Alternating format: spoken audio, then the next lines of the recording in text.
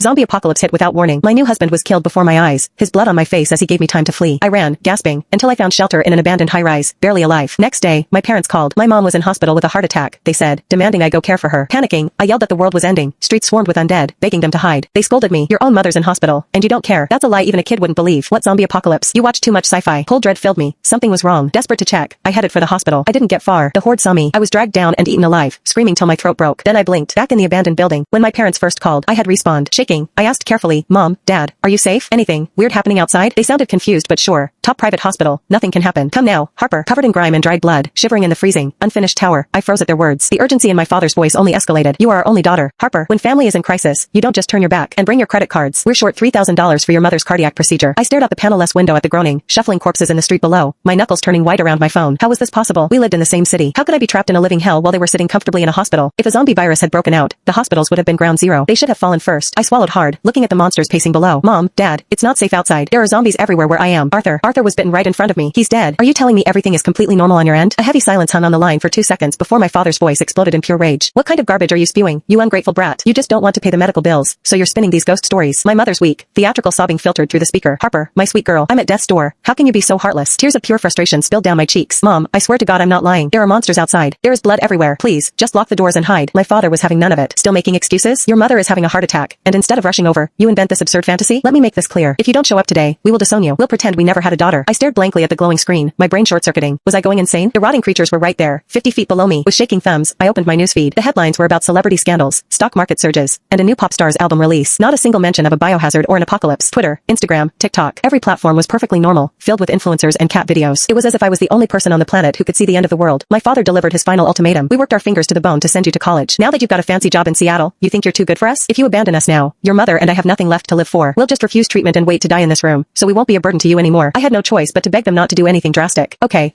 just wait for me. I'll find a way to get there. Please don't do anything reckless. I swear I'm not lying. I barely managed to calm them down, but my family group chat was already exploding. An avalanche of aunts and uncles were tearing me to pieces. Aunt Sarah fired the first shot. I hear Harper won't even cover her mother's hospital bills. She was always a selfish child. Look at how she turned out. Uncle Robert chimed in right after. Her parents treated her like a princess, and now she leaves them to rot. She's soulless. My cousin Jessica added her own venom. Well, she married that rich tech CEO. She doesn't care if the rest of us live or die. One by one, the entire family piled on, drowning me in digital vitriol.